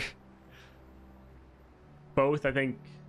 Definitely Lux, because Lux wants to have a full board of buffed up units. Not great for Vex, but can be bearable. With Lilia, though, you could just try every round to sleep all your units so they revive next round. You could actually cheese this one. That would be interesting. I'm waiting with the saved up champion gems I got. Nice. Yeah, I'm excited to test out the new ones. Got almost 200 of my wild fragments. All right, 62. The players' units have 2/2. Round end, deal 2 to all the players' units. Again, if you want to try to cheese round end mechanics, you can do it with sleep. I think you'd probably be okay with Lux, because you'd have enough ways to keep buffing up your units so they don't die. And you can try to keep them from taking some damage with barriers. Lilia might be the best control deck, might even be better than Morgana. I kind of doubt it. I think she'll probably be solid. I don't see her doing a better control than Morgana. Like, she might be better than Morgana as a champion, which... still not like really thinking that, but beating Morgana at control, like that's going to be really difficult. I think Lilia has potential to be great, definitely. Yeah, I don't see her beating Morgana at control though, because Morgana's just nuts at control. That would be very difficult. When the foe summons a unit, grant it 3 health. Vex could potentially be decent because you can reduce their health and damage. You can just make them so even if they're still alive, they're useless. But she's definitely up there with better control decks. Morgana is just a staple. Yeah, she's... Lily, I think, will be really solid. There's going to be a lot of fun things you can do with her abilities. I just don't really see anyone beating Morgana with the amount of ridiculous control you can put on the board. It's just going to be hard to get the new relics when they drop. Yes, I'm hoping that they actually make at least the epic one available to purchase, because I think that's going to be really fun on the new champions. I definitely don't want to have just more RNG of like, okay, I gotta wait another month to buy a reliquary to maybe get a chance to get it. Yeah. Hi, Bideny... Lenia? Apologies. Welcome to the stream where you get your name mispronounced. Repetition, mana leak. When a player plays a spell, create a fleeting copy from the hand. This one you will need to be careful of, because since you are generating spells, both Lilia and Lux, and then Vex, you're wanting to play spells, you'll definitely need to be careful, because you don't want the enemy to get a copy of that, so definitely one to look out for. Alright, 60, 4 stars. Vestige of Helia. This one will probably be amazing for Lux, amazing for Lilia, and probably terrible for Vex. Because Vex, now you are kind of a spells-based champion, or you're kind of leaning in that direction to try to get your second star power to function. But the other two, they're just fine with sitting back and focusing on their units. Yeah, Lilia, it will be nice to sleep the enemy, but I think in general, you'll probably be fine with just having spell shield and your spells costing less. Hope Riot sees how popular Path of Champions is getting and decides to bank on it. I mean, they already... Well, you mean Riot. Like, they're already trying to move in that direction. So, hopefully they keep moving in that direction, but they are already putting their resources there, at least as far as we're aware. Would be nice if we got a third story chapter for the OG champions. Yes, it would be nice, especially because those also gave us rewards. LOR is the pathway for Riot to release canon info. I mean, the issue is they've kind of said that nothing is really canon. Like, all of the cards... They said it was canon initially, and I think they backtracked that to say it's not actually canon anymore. So it's a little rough. You think new champs will bring back some previous competitive streamers? Can't really say. To be honest, I never really watched any of them. So yeah, not sure. More free stuff. Easy. They have a whole canon department now. They've been cleaning up the canon. They changed it. Now everything is canon. So, yeah, did they backtrack the backtrack? Because I thought initially everything was canon. And then I think they backtracked that to say nothing was canon. Did they change that back again?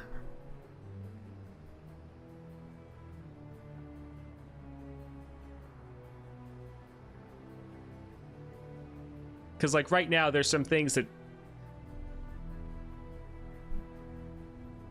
kind of don't... There's always things that, like, don't necessarily line up. Like, Kane is always a perfect example of, like, does he become Rost? Does he not? Which one of those is canon? I get confused because apparently Arcane isn't canon, but it's so popular. Yeah, I think Arcane is now canon. Yeah, Arcane wasn't canon, now it is the main canon. Yeah, I think because of the popularity of Arcane, it is now the canon.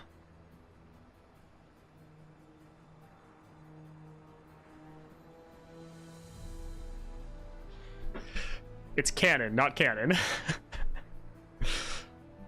But yeah, just all the cards I think take with a little pinch of salt of like, this is cool, might be canon, might not.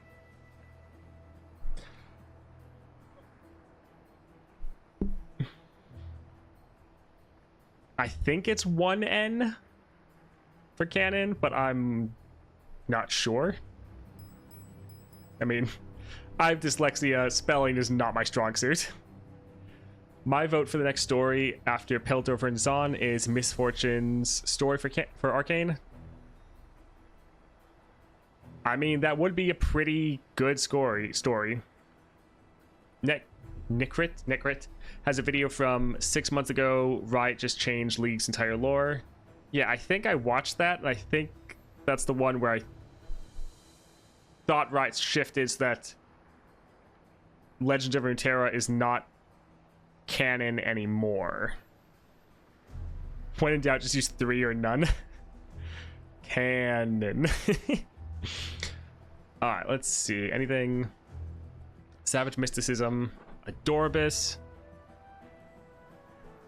Man, Adorabus is gonna suck for all of them. Oof. It's spelled Kennen.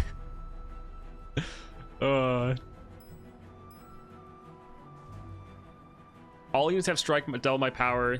This will be really good for Lilia if you go with your like Stalker's Relics and just keep sleeping and waking up and gain a whole bunch of strikes off. And then small stuff like this. Yeah, small stuff could be good for Lux potentially. Probably not the best. Pork King's probably better, and some other people. But there's possibilities here.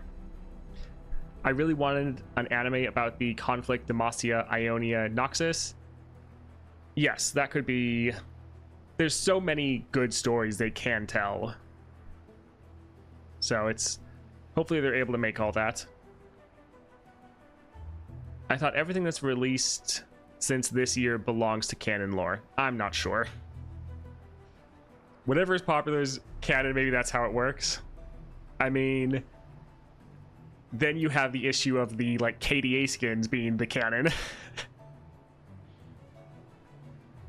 On a long enough timeline, it should come. Let's hope.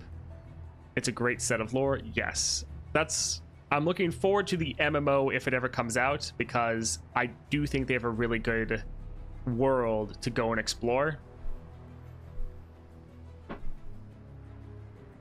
I don't know about Garen and Kat. How'd that happen? Good boy, bad girl? Something like that. I think Arcane is on Netflix if you want to watch it. How would they do a Fiddlesticks arc in Arcane? Ugh. That would be terrifying. K-pop moments in the middle of Arcane. Imagine Dragons is canon, you never know.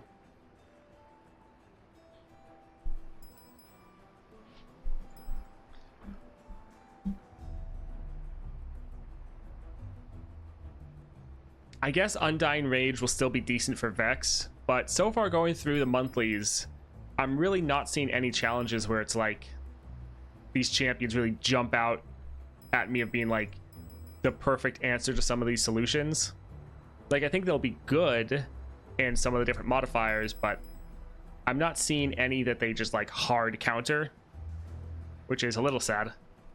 I mean, they would have to do something like that if they did Seraphine's story. Yeah, they would have to do like a KDA scene. Literally terrifying is Fiddlesticks is terror. Yes, that was kind of the point. Vex for Furor, probably. Yeah, I mean, Vex will be a decent answer probably to some of these really aggro champions, because you could just treat Vex as a control champ and just work on reducing everyone down. So Vex will probably be a decent answer there. Chemtech Lux into Karma will be crazy.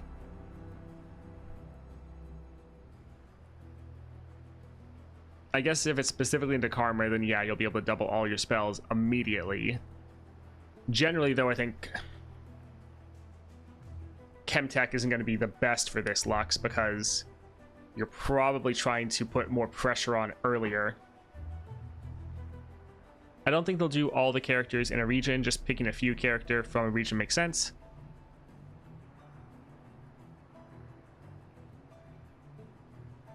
Do you mean for Arcane? Because if so, then yes, I agree. They'll just probably choose like the most interesting characters.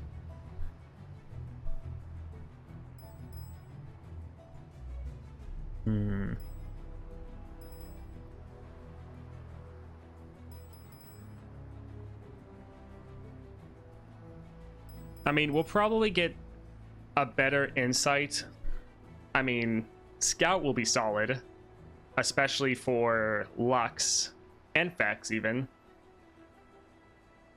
We'll get more of an insight once we start playing the champions and once we get them leveled up, so we see what items they get in their starting deck. But yeah, so far I'm not seeing anything too crazy, which is a bit sad. I was kind of hoping to see some sort of modifiers where like champion would be perfect for that. Ah, well. I remember right after Arcane finished, they released Renee Glassic. Oh, mine went. Oh, yeah. I think that was one of the champion for League. That's like the female mob boss, I believe. Scout with Spellweaver Lux will be amazing. Yes, the Scout will be really good, especially if you have the Epic Relic, where you attack, you boost the whole board. That'll be really good right there. Yeah, sadly, nothing really in the monthlies, though, really jumping out. It's like, yeah, some stuff will be fine, but nothing that makes you, like, need to pick them. But, I mean, that's okay. There's not that many modifiers that, like, specifically want you to use one champion. So we'll just see.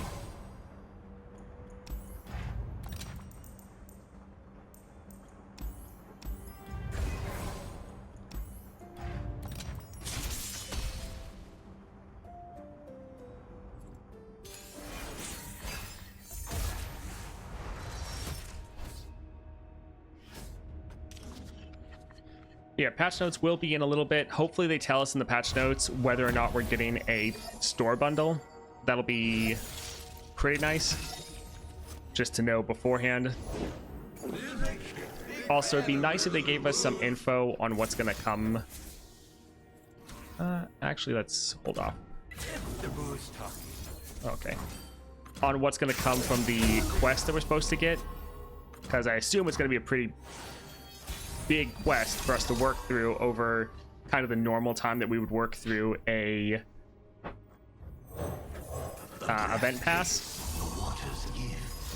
So it'll be interesting to see what details are in there, because we do already know a lot. Like, we know some of the relics coming out, we know all the champion star powers starting decks, so we do already know a good amount of what's coming.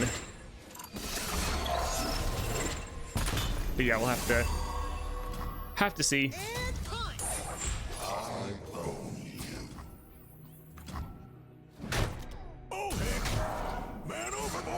All right, I might do some of the monthlies on my low-level account later this month, so we might still have fun with some monthly challenges later. Not today, but that'll be interesting. Fresh catch? Well, it was fresh. Do still have to try out Oath of the Guardians for Thresh, though. Every step, a new journey.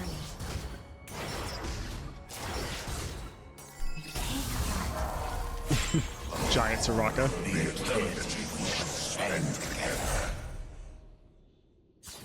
I love how fast you can level up Thresh. That's why I love Disciple plus Succubus Brand. There you are. Oh, such a good combination. By starlight. Let's try to get rid of some of their blockers. See if they try to attack at all. Everyone's a god. Oh my word.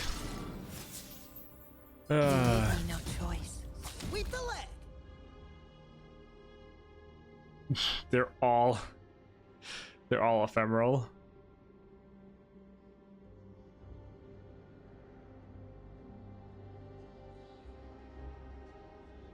Yeah, we'll just attack.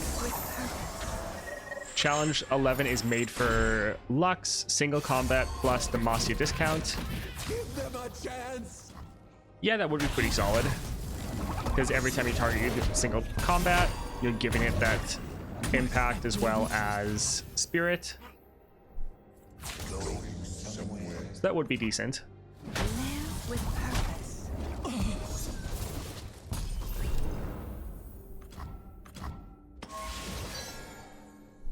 All right, been streaming for about 2 hours. I think we'll call it there. I'll be doing a tier list, not tier list, goodness.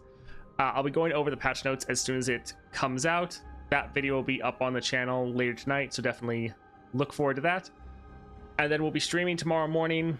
Sadly, the patch won't be out by the time we're streaming, but we'll still hang out, go over any of the patch notes, potentially test out some of the different builds. But thank you all for hanging out for a bit. It's been great chatting with you. Hope you all have a great day.